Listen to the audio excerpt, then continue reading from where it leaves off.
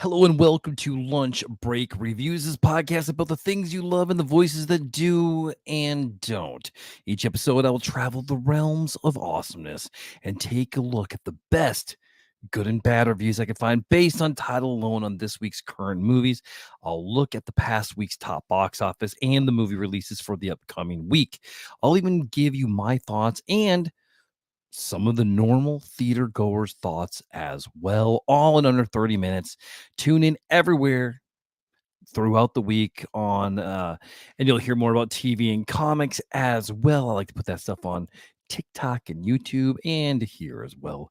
I'm the self-proclaimed Emperor of Awesome, Bradley Butin, and this is Lunch Break Reviews, new episodes at least every Sunday. Today's battle for the box office is pretty much going to be between Smile 2 and We Live in Time. So let's talk about it. Let's not waste any time. Here's a recap of the top box office from October 11th through October 13th. Terrifier 3 came in on the top with 19 million for the week, 36 million in total with the first week in the box office. In second place is The Wild Robot, 14 million this last week, 102 million in total, and it's been out for 3 weeks. Beetlejuice is sitting at a 7.3 for the week, 284 million in total, and it's been out in the theaters for 6 weeks. Joker Folie à Deux is made 7 million last week and is fourth in the box office with a total of 56 million, and it's been out for 2 weeks. And in last place, in fifth place, we have Piece by Piece. It made 3.9 million in the box office this week with a total of 7.6 in its first week out. Now we're talking about Smile first. Here's some information on that. Smile 2 was released on the 18th of October, my daughter's birthday. Happy birthday, Kendall. Its IMDb rating right now is at a 7.2 out of 10. And on over on the Rotten Tomato side, it's got an 83% on the tomato meter and the popcorn meter. Here's the IMDb synopsis for Smile 2. About to embark on a world tour, global pop sensation Sky Riley begins experiencing increasingly terrifying and inexplicable events. Overwhelmed by the escalating horrors and pressures of fame, Sky is forced to face her past. Ooh. And excuse me. This was directed by Parker Finn and written by him as well. Main stars Naomi Scott, Kyle Gallner, Drew Barrymore, Ray Nicholson, Jack Nicholson's son, Lucas Gage, Rosemary DeWitt, and Dylan Galula. The critics from Rotten Tomato, the critics' consensus is blessed with a nerve-jangling star turn by Naomi Scott. Writer-director Parker Finn brought in Smile's conceit into pop stardom. A pop stardom nightmare that'll leave a rickus grin on horror fans' faces. And the audience consensus is taking the initial premise to horrifying new levels of twisted. Smile 2 installs Naomi Scott as a scream queen and cements a beaming franchise. All right, a couple of reviewers, a couple of critics here. I got Kimberly Elizabeth from Nightmare on Film Street. She says this: a worthy successor to the original, keeping the demonic dread alive, whether it's hiding in the shadows of an enviable closet or flashing a grin right in your face. And Max Ants Vincent from Loud and Clear Reviews says this: Parker Finn delivers the best horror movie of the year with Smile 2, reinventing the original for a stylistic, thrilling, and darkly funny sequel. All right, here's my review disclaimer. I base the reviews I choose solely on title alone and have not read through them. Please forgive me if I mispronunciate words. I normally know talk good. I'll do my best to read them as I see it, punctuation good, bad, and all. So let's find out what people are saying, shall we? We're going to start this with a bad review.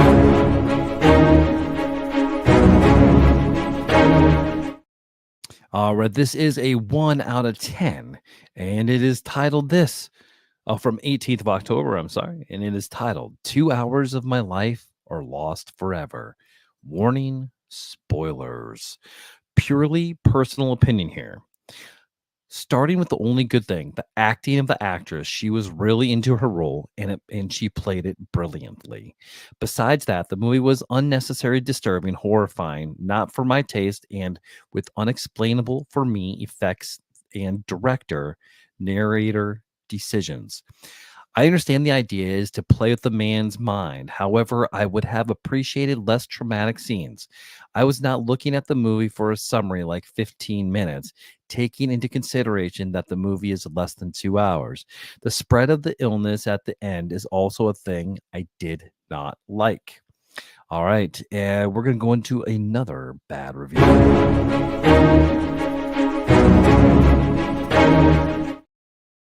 All right, so this is called just it's another 1 out of 10, and from the 18th of October, and it's just astonishingly terrible.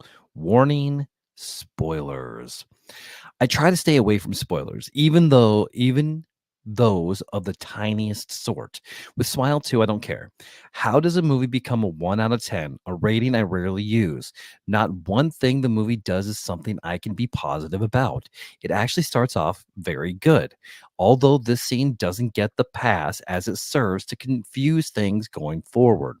Unable to avoid a laundry list of negatives, let's begin. None of the characters are interesting, nor any of the actors.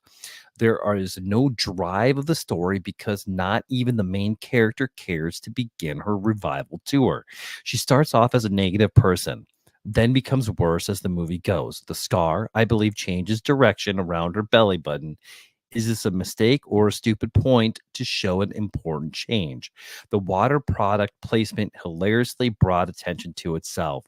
And when she needed it the most, in a dry heaving 3 pill swallowing moment, it's nowhere to be seen. We get repeat scare as the story falls to progress. Even when it does try to progress, it gets erased because multiple scenes turn out to be in her head. When she kills her mom, I sat there knowing it wasn't for real. Just like when her friend stays the night and makes her half the bed. Is the Morris character real at all? The movie could have been 50 minutes shorter, plus it's revealed that 75% of it was in her head. I could go on, but the movie is quickly being forgotten by me. I wish me going to the theater was an event that was just in my head. Wow. When the evil entity is unbeatable, I don't care. When any scene could be not really happening, I don't care. And when there's a thin story filled with unlikable characters and bad acting, I don't care. Of the assault wasn't bad enough, my ears received a barrage of loud noise moment after moment of anti-frightening imagery. To quote The Who, is it in my head? I cannot help but to think so after seeing so many others give this movie praise. Couple thoughts on some of these bad reviews. Not much there. I don't know. It's confusing. Maybe I'll just talk about it at the end. All right, let's go into some good reviews.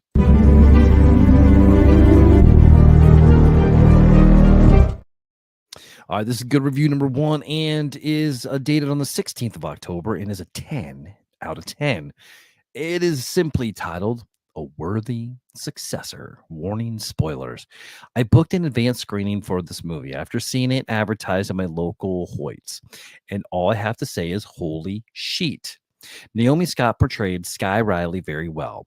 The gradual mental deterioration of Smile 2's protagonist was played perfectly by her young talent, especially considering she had big shoes to fill. Continuing the story of a victim struggling to fight the body stealing entity which forces people to kill themselves. What I admire most about this movie are the twists you never see coming, as well as the redemption arc we clearly see Sky trying to enact as a way of not only healing herself, but healing those she has hurt in her past. She's relatable, palpable character, adding a very human element to the film. Finn should also be praised for his directing. Some of the scenes really mess with your mind. The numerous people filling the short hallway of Sky's hotel room, all with an ear to ear, unnerving smiles. The little girl bearing the same smile, not uttering a single word to Sky at her album signing event. The gore, deaths, and jump scares all make for one of the best horror films of 2024. I almost agree with you, but let's keep that going a little bit for another good review.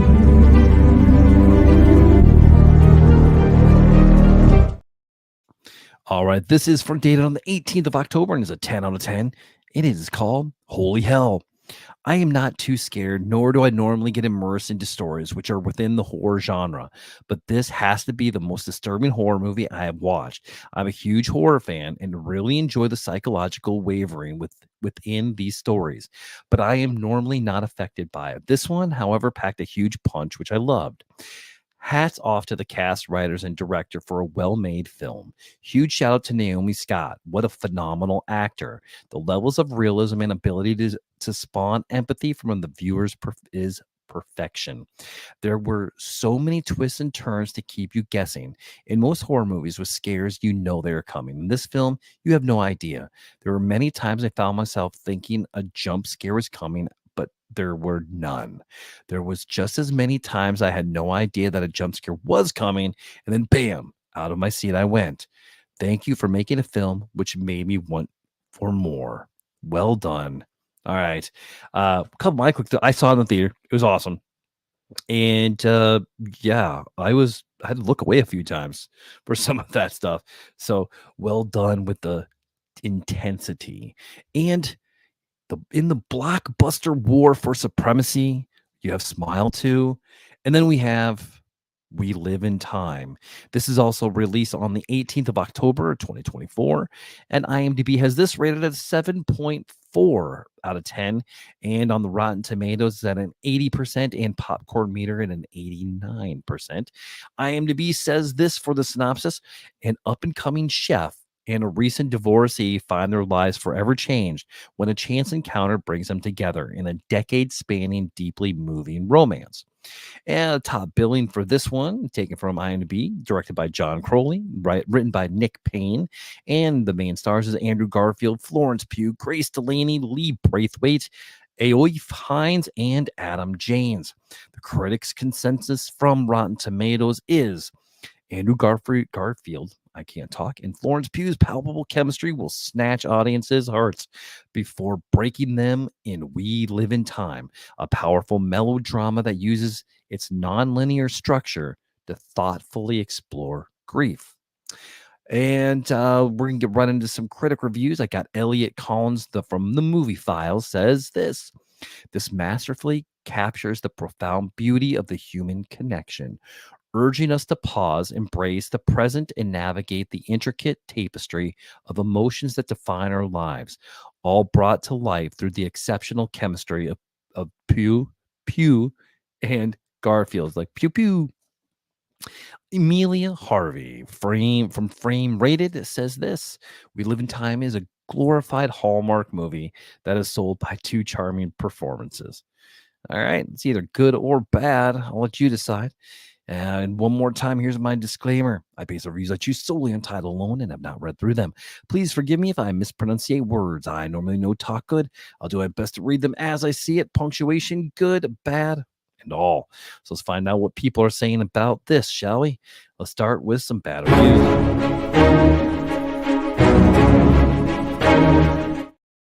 All right, this is a 3 out of 10 and dated on the 10th of October.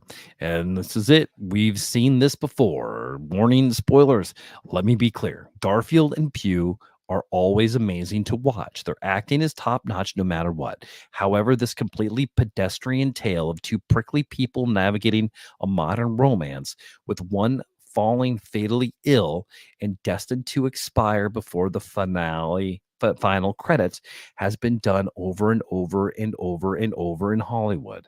Not a plot point is new. They just change up occupations of the couple and which one gets sick and dies. It's cookie cutter. It's beneath the talents of both Garfield and Pugh. In fact, I'm fairly certain I saw a mini series very similar to this on PBS in the last year or two. Do yourself a favor and find some laughs in the carousel horse memes about this on social media and skip sitting through it. Ouch. And that is a 3 out of 10. There were zero ones and zero twos. So that's why I went straight to a three.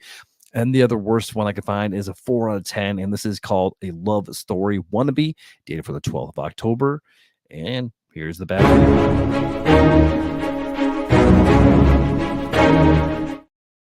Love Story 1979 is the one to watch. It has a heart, soul, and fleshed out characters finding impossible love.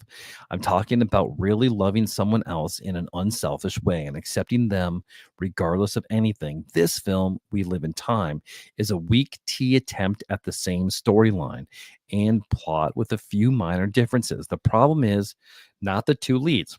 It's the direction, the writing. We never really see into the nuances of their lives before they meet or met. And we never see the stresses and the disappointments that led them to the places they are when they meet. It should be noted that there is also no chemistry between Garfield and Pugh, which is essential to the story as well. Three strikes and you're clearly not giving an audience the best you can. Maybe worth a one-time watch. All right, so there's the bad. Let's check out the good.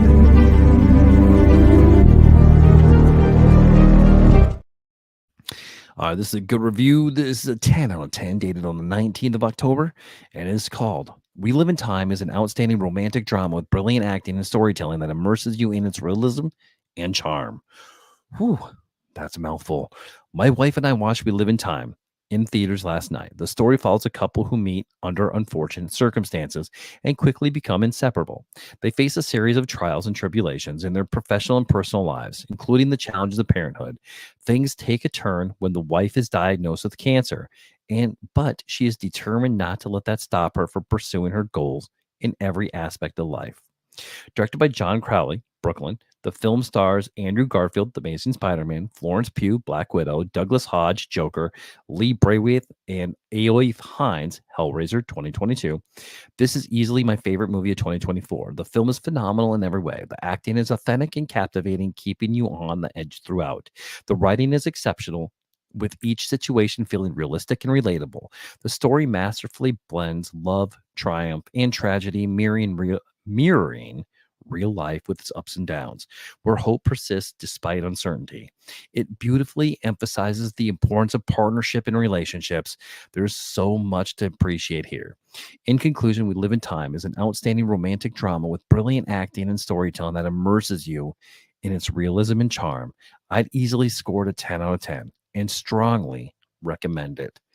Well said. How about another good review?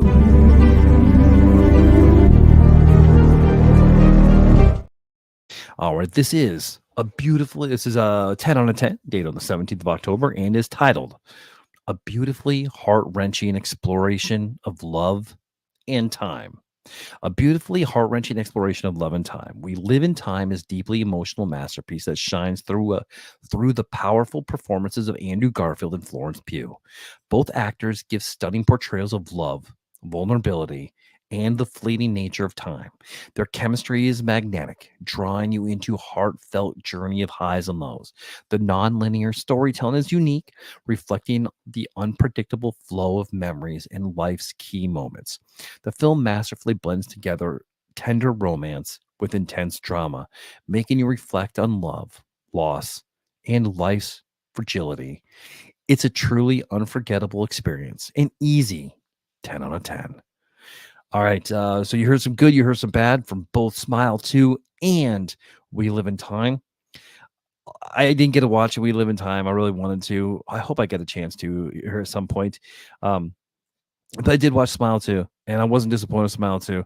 There were some things I liked, some things I didn't like. Real quick, I loved that Naomi Scott. She killed everything she was in. She slayed it. I wasn't a huge fan of the monster at the end, but it was the same as the other thing. I just didn't feel it didn't fit. It wasn't needed. But I liked where it went. So that's my quick thoughts on that. Every person that I talked to that did see Smile 2 were wishy-washy. So a lot of people were like, yeah, not my cup of tea, or it was just okay. And you know what? That's fine. That is fine. So my movie fog, my movie fog rating for Smile 2, how immersed was I in that? I'd give this a 1 out of 5, I'd give it a 4. So, for We Live in Time, I haven't seen it yet, so I can't answer on that one. But man, Naomi Scott killed it. She was so good. I mean, like, get her in everything. She's huge. She's gonna be huge. Um, just putting the two together. So Smile is at a 7.2, and We Live in Time is at a 7.4. So very, very close. Now, Smile has a lot more reviews than We Live in Time, but We Live in Time had 0, 1, or 2 stars. So I don't know. I don't know how we're gonna do this because Rotten Tomatoes makes this harder to see who's gonna win, in my opinion, at least for the ratings. Got 83 and 83 for Smile, but with We Live in Time, you got an 80 and an 89. So I feel like we're gonna have to break that down. So like I'm gonna average that out to an 84 and 83. So We Live in Time is gonna be my winner of the week. We'll see how box office does. I'm pretty sure Smiles 2 is gonna bring it in because it's more of a wide release. Here's my top 5 for this week. So if you haven't checked it out, check them out. The Lincoln Lawyer, awesome show. If you haven't watched it, what are you doing? Like, pause this, go watch it, come back to this later. Star Wars: The Battle of Jakku. It's a comic. It's a 25 issue, 12. It's 12 issues coming out. First 2 have been released. Tracker season 2, it's out. It's awesome. NCIS Origins, keeping that on the Peacock or on the Paramount Plus, and Teacup on Peacock. I'm super digging that one as well. Those are the things I'm liking. Let's go over the IMDb top 10. Right now, from 10 to 1, we got Slow Horses.